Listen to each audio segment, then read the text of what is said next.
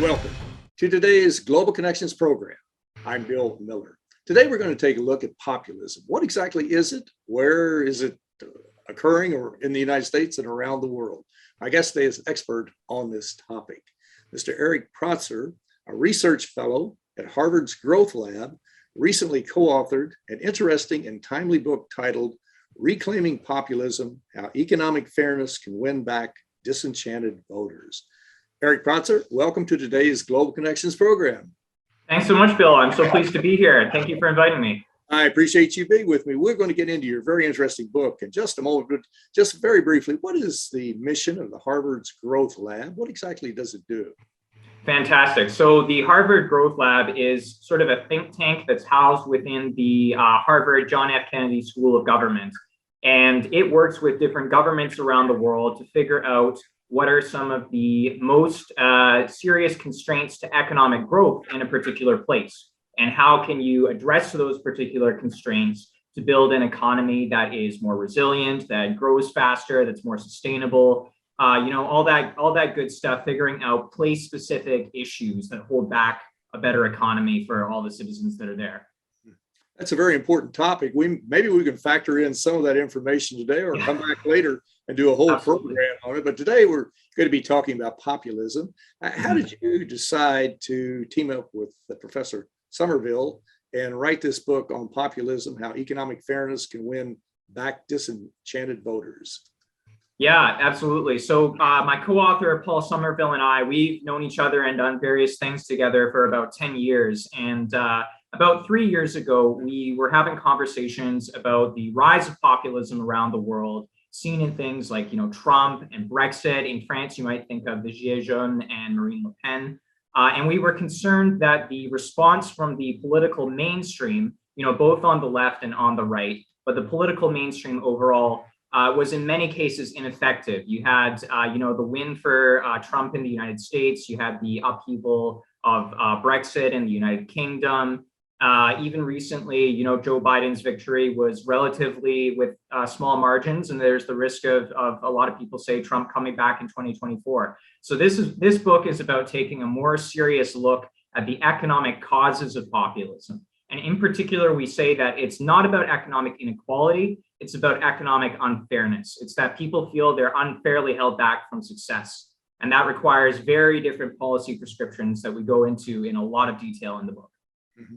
Well, we'll get into the factors involved in this and some of the reasons and motivators, but I'm just curious, how do you define populism? I've heard it seems like if you're around three people, you get four different definitions of populism. How do you define populism?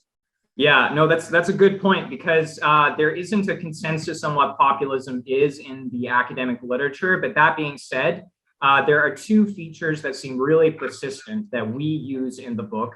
One is anti-elitism. So it's the sense that, there are these corrupt elites that are purportedly rigging the system, making things hard for regular people. You can think of things like the global financial crisis, for example, where it was seen that, these financiers crashed the economy, creating a bunch of trouble for most regular people. And meanwhile, they got off relatively scot-free. So that's one element, the anti-elitism. And the second element is anti-pluralism, which is the sense that, there's a one true people and only they have legitimate political authority. And for everybody else, it's just lock her up. That's a very interesting definition. Certainly covers the waterfront. I'm just curious. So it seems like that all of the parties involved, for example, if we take folks who feel disenfranchised or they're disenchanted with the political elite or whatever the case might be, or as you mentioned, with the economic community, especially with the bankers who created the collapse in 2008, and apparently not one of them has been held accountable or held responsible for it. But it seems like every camp would say, let's just say, you mentioned Donald Trump a minute ago, if you're pro-Trump or anti-Trump, each camp would say that they're populist for reasons that you mentioned. Is that correct? Yeah. I mean, that's the general sense. It's interesting because there are populists both on the left and on the right. In the US, for example, you might argue that Bernie Sanders is a little bit populist.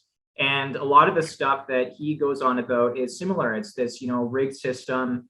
that you have these elites that are just making things hard for regular people. So that's right. It tends to be that, sense of things being rigged against the true people. Exactly. Well, let's talk about some of the reasons. You mentioned Brexit a minute ago, Britain exiting the European Union, that type of thing. I assume that trade agreements like NAFTA, the North American Free Trade Agreement, or the TPP, the Trans-Pacific Partnership, different ones like that would be folded into this, along with this whole discussion of globalization. Well, let's just start from that angle. We'll start at the macro level. How do those come together to create this scenario, or to create this situation where people believe that the situation is, or the conditions are rigged? Yeah, so the foundational thing, and we show this with statistics in the book, is that when you have a situation where the economy is unfair, and the hallmark of that is low social mobility. It's when, your success as an individual really depends on your family background. That is the hallmark of when a place is susceptible to populism. And the way that these macroeconomic things play into it is that if you have a country or a region that has an unfair economy where people can't get ahead on their own merits, then, in one case that can apply if you have an unlucky start in life, but also if you're knocked down by an economic shock. So a lot of places with low social mobility, unfair economies, when they opened up to globalization in all these ways, they didn't necessarily prepare their citizens to take on those shocks and have a fair response to it. And the consequences is being discussed quite a bit in the economic literature on this, is that a lot of people lost their jobs, and a lot of people felt it was really unfair. There was a really interesting finding showing that in the US versus Canada, what happened when you had the Chinese import competition, all the trade with China leading to job losses. The evidence actually was that the shock was more severe in Canada, but that more people got their job back, or some sort of job back, after the shock. And it's that kind of economic, socioeconomic infrastructure that supports economic opportunity that leads to resilience against global shocks, and leads to resilience against populism. Because otherwise you can lose your job and you might not have a path to recovery because the economy is not fair. And that can be a really serious problem.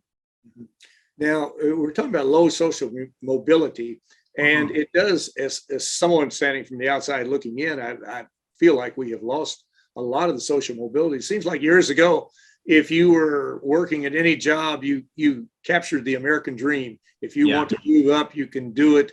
You can do it in this country. Various things have happened, excuse me, over the way. During the last several years, we've seen a diminution of labor unions. That was one way of moving up, being socially mobile. Another way is to move from one job to another.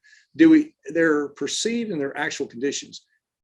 Are we actually in a condition of lower social mobility as opposed to perceived lower social mobility?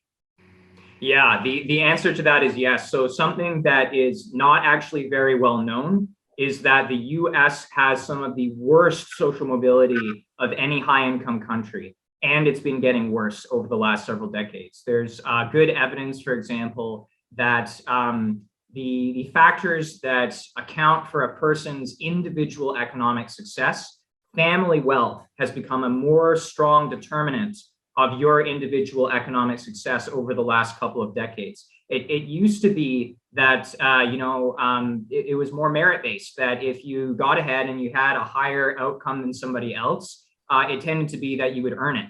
You'd get ahead through your talent and effort. But these days, it is more often a result of family wealth. And at the same time, you can look at people who lose out, and whether that's a fair consequence of their own choices, or whether it's something that's seen as unfair because maybe there was a shock from globalization or global financial crisis, or there wasn't the right support in place for people to navigate that and get new opportunities. So yes, social mobility is not doing so well in the US. What recommendations would you make to the private sector and to the governmental agencies or to Congress or whomever to improve that social mobility, not to rig it for somebody else, but to help people who want to get ahead or want to climb that social ladder, what could we do differently? Yeah, so the entire last half of the book is basically dedicated to answering that question, both for the US, but also for places like the UK and France and Italy. And we have this method that we actually use at the Harvard Growth Lab that's called the Diagnostic Method. And it lets you figure out, well, what are the place-specific constraints to better economic outcomes? And we develop an entire framework for that for social mobility. And the two things that I would really emphasize are that high social mobility rests on both equal opportunity and fair unequal outcomes. It's really important to get both of those things right. People should be able to get an education, afford their healthcare, get to a place where they can compete for a job or to start a business, but then also be able to translate that opportunity to success in a competitive market. All of those ingredients are essential. Now, in general, the United States tends to do less well on the inputs to equal opportunity than other countries around the world. But that being said, as I emphasized previously, the leading constraints are often very place specific. So what I would say is that, state governments and even regional governments have got to really get down to brass tacks and figure out what are those leading problems? Because it could be that folks can't afford to get vocational training. It could be that they can't afford their healthcare. They go into medical bankruptcy, and it can even be the industrial mix that's in a particular place. There might not be the right job opportunities in place, and it could be that too many jobs have gone abroad and not enough left behind. So it's a combination of all of those things, but the answer, as emphasized, is it's got to really be very place specific. It sounds like we're using the old statement of we're really leveling the playing field is what we're trying to do, so that everybody has a chance, and you want to remove the barriers that may impede somebody, or at least reduce them to some degree. One thing that always comes up, we talk about globalization and international agreements. We're living in an interdependent world, and that's not going to change. We see businesses go overseas. A lot of the businesses go overseas because of the low wages. They often go to other countries and have a race to the bottom to see who can pay the lowest wage. And then if the wage gets too high, they move to another economically developing country. What can be done about that? Can we factor that into trade agreements and try to reduce that possibility? Well, one thing I would say is that I think it's maybe less about the trade agreements themselves than the policies that a government does to support an environment of high social mobility and economic fairness, where it is possible to pursue new opportunities. It's like I mentioned earlier, where in Canada, after all the trade with China, the people who lost their job, about 60% of them got new jobs because there are new things in place, like you can get skills retraining. You have to maybe worry less about your healthcare costs. In some instances, the industrial mix in a particular place is better. Those kinds of things all support being able to climb that economic ladder better. So in the case of the US, again, it's about investing in leveling the playing field and creating equal opportunity. I'm not so sure it requires totally jettisoning international trade or reworking trade agreements per se. It's more about that policy to support a level playing field and equal opportunity. It would be very difficult, if not impossible, to eliminate international trade, but we can still try to make it fair. People try. And bring it to as many people as possible. Well, you're watching Global Connections Television, which is a privately funded, independently produced program. The opinions expressed on Global Connections are solely those of the moderator and his guests. We'd invite our viewers to go to our website at www.globalconnectionstelevision.com to view previous programs. Also, if you're involved with a PBS or community access television station, or perhaps an educational institution that has an intra-campus television hookup, or a podcast, or you just have a computer, you like our programs, and you'd like to share them, please feel free to do so. Global Connections Television is provided at no cost as a public service to help us better understand international issues and how they impact our lives. Today, we're taking a look at that broad concept of populism to try to focus upon it and to learn more about it. My guest today is an expert on this topic. Mr. Eric Protzer a research fellow at Harvard's Growth Lab, recently co-authored an interesting and timely book titled Reclaiming Populism: How Economic Fairness Can Win Back Disenchanted Voters.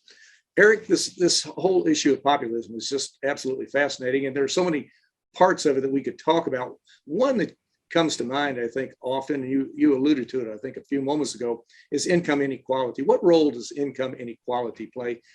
I got the impression it's not as powerful of a role as social mobility, but what role does that play? Because we have a huge problem with income inequality in the United States. It used to be it was Latin America. You look down to some of the South American countries and say, well, those folks should do better. Now we're looking at the United States and saying, this is one of the most unequal income countries in the world.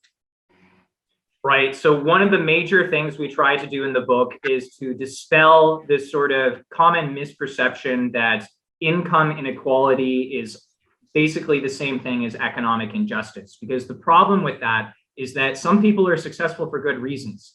And that's a really important reason why we find that, in fact, income inequality and wealth inequality, they're not associated. They're not good statistical predictors of where populism occurs. And instead, it's really important to think about social mobility. For example, you can think of places like France, where there is a very strongly interventionist state, a lot of redistribution compared to other high-income countries.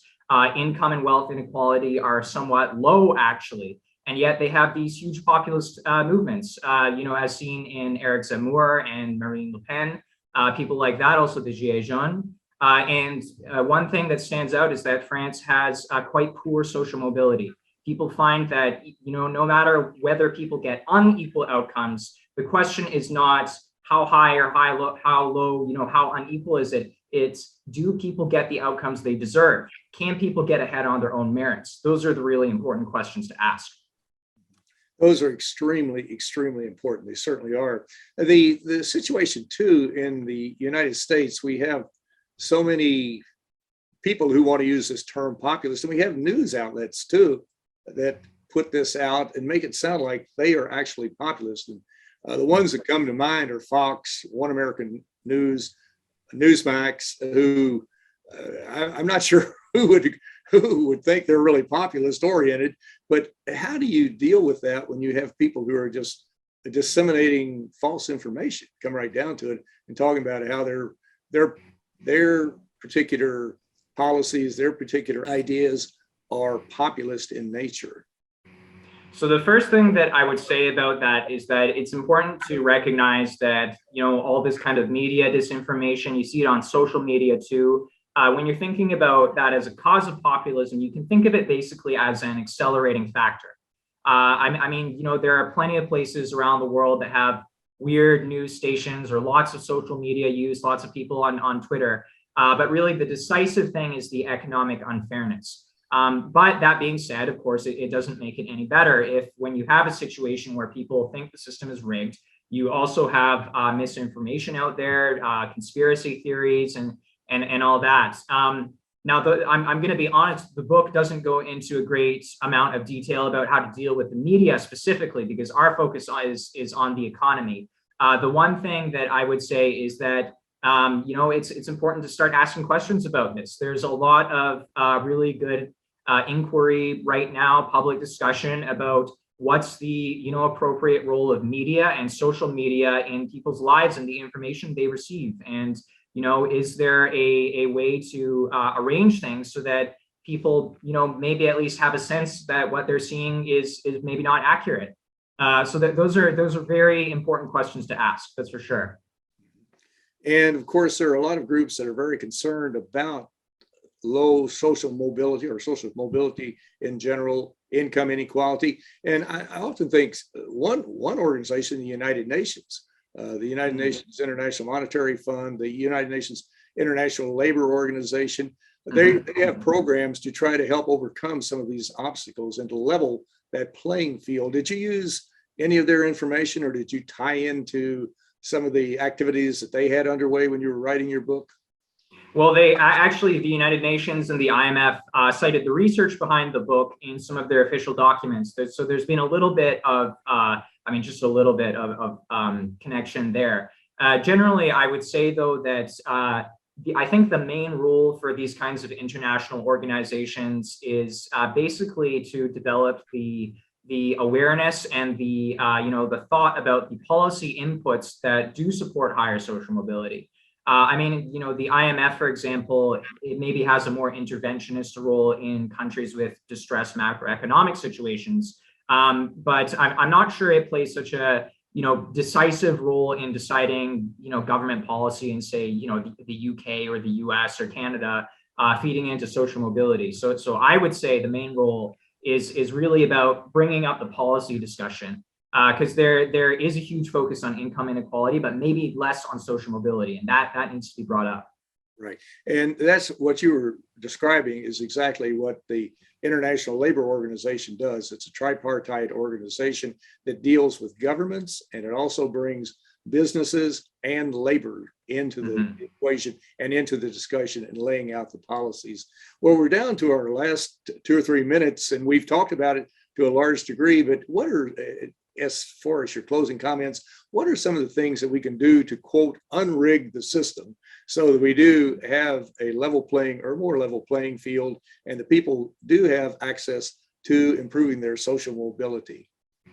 Yeah, well, in the U.S., I would say in general, the most important things are trying to make healthcare more accessible and affordable to people. Medical bankruptcy is the leading cause of personal bankruptcy in the U.S., and that can completely derail somebody's future. On top of that, I'd say trying to make education, especially vocational education, more affordable, so that folks who are losing factory jobs because of low wage competition, they can upgrade their skills. It doesn't mean you become like a coder or something. It just means you get better at what you do. And thinking about the industrial mix of activities that happen in different states and different parts of the US, and how government can support that so that there's a wider range of options and know-how out there. Those are excellent ideas, and it sounds like you have a great body of literature on how to do this.